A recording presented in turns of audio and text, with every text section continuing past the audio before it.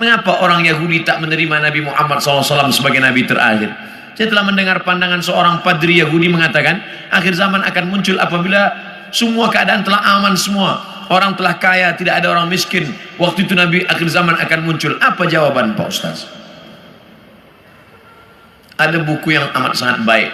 Judulnya Tarikh Ad-Diyanah Al-Yahudiyah, Sejarah Agama Yahudi. Di sana diceritakan bagaimana orang Yahudi percaya bahwa nanti di akhir zaman akan datang seorang nabi dan mereka menyebut dia manakala berperang. Ini Yahudi, ini Bani Ghatafan. Mereka berperang dengan Bani Ghatafan dan sebelum berperang mereka berdoa kepada Allah, ya Allah, tolonglah kami melawan Bani Ghatafan berkat nabi terakhir yang engkau utus. Sudah datangkah nabi terakhir itu? Sudah. Siapa dia? Muhammad sallallahu alaihi wasallam. Mana buktinya? Husain padri Yahudi, dan dia ingin tahu apakah ini nabi terakhir itu. Dia intip dari balik pokok kurma manakala Muhammad SAW datang. Tala'al badru alaina. Yang lain menyambut Nabi Muhammad, dia perhatikan dari jauh, dia tengok tanda-tandanya. Selepas itu dia pun datang. Engkaulah nabi terakhir.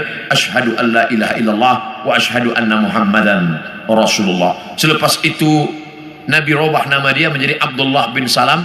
Dia pun masuk ke rumah Nabi. Tak lama selepas itu datang orang Yahudi ramai-ramai. Nabi bertanya kepada mereka, kamu kenal dengan Husain? Kenal. Siapa Husain? Padri kami. Siapa Husain? Anak orang baik. Husain adalah orang baik, anak orang baik, keturunan orang baik. Apa kata Nabi? Husain sekarang ada dalam rumahku dan dia sudah Islam. Apa pendapat kamu? Husain orang paling jahat, anak paling jahat, datuk nenek moyangnya orang jahat, dan dia adalah paling jahat di dunia. Kenapa Husain masuk Islam? Kenapa mereka tidak? Karena Husain melepaskan dari segala kepentingan. Sedangkan yang ini masih inginkan kekuasaan, masih inginkan harta benda. Bila aku masuk Islam, nanti aku akan susah, aku akan miskin. Alladzina atainahumul kitab, mereka yang kami berikan Taurat dan Injil, ya'rifunahu kama ya'rifuna abna'ahum. Mereka mengenal Muhammad sallallahu alaihi wasallam sebagaimana mereka mengenal anak kandung mereka sendiri. Nauzubillah, accident, terjadi musibah, hancur muka anak. Lalu kemudian seorang ayah dan bunda datang ke hospital. Kami nak tengok anak kami. Betulkah dia yang kena accident? Nauzubillah. Belum buka wajahnya dah tahu ini anak kami. Dari mana? Dari jari kakinya. Buka jari kaki. Ya, ini memang anak saya. Dari mana puan tahu? Dari mana tuan tahu? Ini kaki anak kami. Mereka kenal Muhammad sallallahu alaihi wasallam lebih daripada anak kandung mereka sendiri. Mana bukti? Ketika Nabi Muhammad sallallahu alaihi wasallam dibawa oleh Abu Talib menuju Busra, negeri Syam. Sebelum sampai ke sana, mereka berhenti sejenak. Lalu Bahira keluar. Bahira keluar daripada tempat suci. Bahira seumur hidup tak pernah keluar. Dia hanya beribadah saja. Tapi hari itu Bahira datang. Apa kata Bahira? Bertanya kepada Abu Talib, ya rajul, wahai lelaki, siapa anak kecil ini? Kata Abu Talib, ini anakku, hada ibni. Kata Bahira, kalau betul kitab yang kubaca, ini bukan anakmu. Anak ini yatim, ayahnya dah mati sebelum dia lahir. Kenapa? Karena 3 tanda aku tengok. Pokok kayu bersujud, batu-batu bersujud, dan ada awan yang dari tadi menaungi dia. Tersenyum Abu Talib, ini memang bukan anakku, ini adalah anak saudaraku. Karena orang biasa berkata anak saudara itu anak kita juga.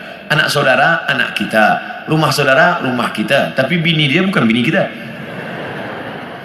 Ini siapa? Ini anak saya. Itu kan bukan anak ustaz. Itu kemana kan ustaz, anak saudara? Udah macam anak saya. Begitulah Bahira tahu bahwa ini anak ayahnya sudah meninggal. Itulah yang ditulis dalam syair Al-Barzanji. Walamma tamma min hamlihi, ketika hamilnya sempurna, syahrani 2 bulan, ala ashhuril aqwalil marwiyah, menurut hitungan bulan qamariyah. Tufiya bil Madinatil Munawwarati abuhu Abdullah, meninggal ayahnya Abdullah 2 bulan. Kenapa mereka tahu? Karena itu tertulis dan dituliskan dalam Al-Quran surat As-Saff, ya'ti mim ba'dismuhu Ahmad, akan datang nabi terakhir nanti dan dia bernama Ahmad. Kenapa yang datang itu Muhammad?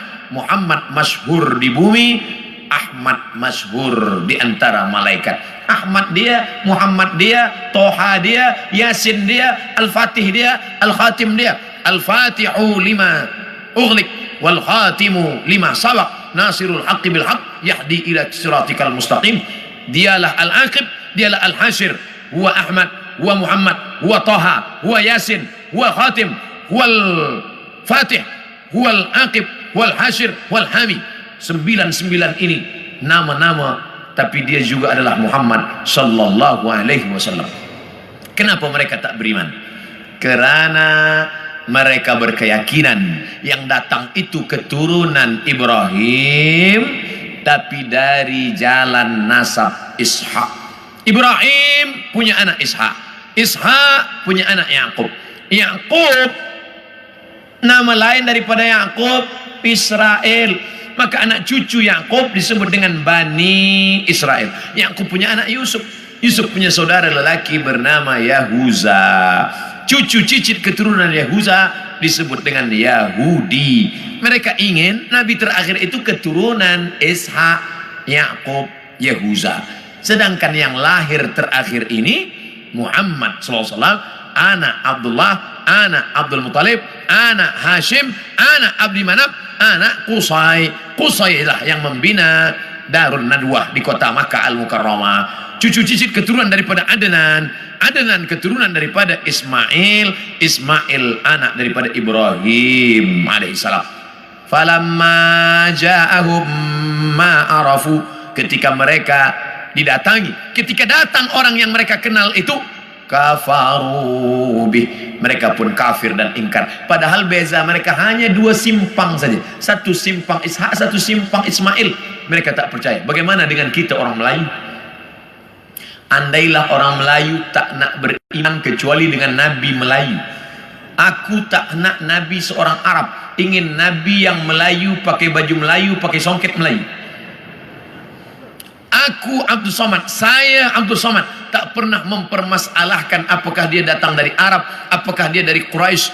Yang penting aku bersyahadat asyhadu an la ilaha illallah wa asyhadu anna Muhammadan Rasulullah. Islam, makna Islam istislam, makna istislam al-inqiyad wa ta'ah, patuh dan taat. Datang dia sami'na wa ata'na. Hari ini semua bumi Melayu bersyahadat, semua mengalahkan Egypt, Mesir. Sampai hari ini Mesir masih ada lagi yang tidak Islam, Arab tapi tidak Islam. Jordania Muslim, tapi Irak masih ada lagi Maronit. Mesir masih ada lagi Koptik, tapi kita bumi Melayu, kalau sudah disebut Melayu adalah Islam. Melayu tanpa Islam hilang me-nya, tinggal layunya saja lagi. Oleh sebab itu kita bangkitkan izzah ini, kita bangkitkan kekuatan kita dengan tidak memusuhi orang lain. Orang Melayu adalah bangsa Muslim yang terbuka untuk segala golongan. Tuan boleh pergi ke Pulau Sumatera, tengok kampung Melayu Deli, Medan, North Sumatera Utara. Di sana ada nama Kampung Kling, karena ada tempat orang Hindu yang dibawa oleh Inggris masa dulu untuk memetik tembakau. Sampai hari ini masih ada. Di sana pula ada kampung nama Pecinan, tempatnya orang saudara kita daripada Chinese, Tionghoa, masih ada tegak berdiri. Orang Melayu Muslim adalah orang yang menebarkan kedamaian. Wa ma arsalnaka illa rahmatan lil alamin. Terbuka. Kita tak pernah memusuhi orang lain. Kamu nak beramal, sila beramal. Wala ana abidum ma'abattum wala antum abiduna ma'abud lakum dinukum waliyadin. Kita seperti lebah. Bagaimana lebah?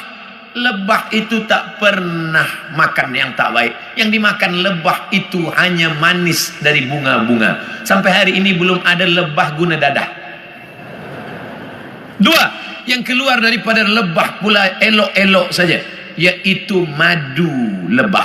Kenapa saya minum madu penyakit gula, diabetes saya? Yang salah bukan lebah, tukang jual lebah campur gula. Yang ketiga, bahwa lebah hinggap di ranting, tak ada ranting patah. Sampai hari ini lebah hanya membuat sarang di kayu tualang yang besar. Tak ada lebah patahkan ranting. Lebah tahu ini sesuai, ini tak sesuai. Yang keempat, lebah jangan diganggu. Orang Islam jangan diganggu. Bila engkau ganggu sarang lebah, dia akan kejar engkau. Masuk pun engkau ke sungai, dia akan tunggu. Bila engkau tak bernafas, engkau tarik nafas, di situ dia guna. Kepala engkau akan bengkak. Hati-hati dengan lebah. Dan lebah ada senjata satu saja. Di ekor lebah ada satu senjata. Lebah tahu, bila aku dah guna ini aku akan mati. Sengatan lebah diguna sekali seumur hidup.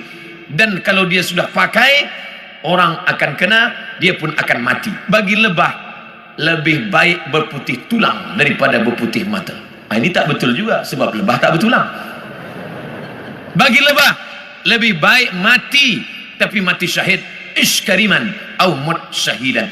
Oleh sebab itu berhati-hati. Mathalul mu'minin kamathalin nahli. Perumpamaan orang-orang beriman seperti lebah. Lebah. Kita gunakan filosofi ini dalam kehidupan kita. Mudah-mudahan kita selamat di awal zaman, selamat pula di akhir zaman, insyaallah. Amin.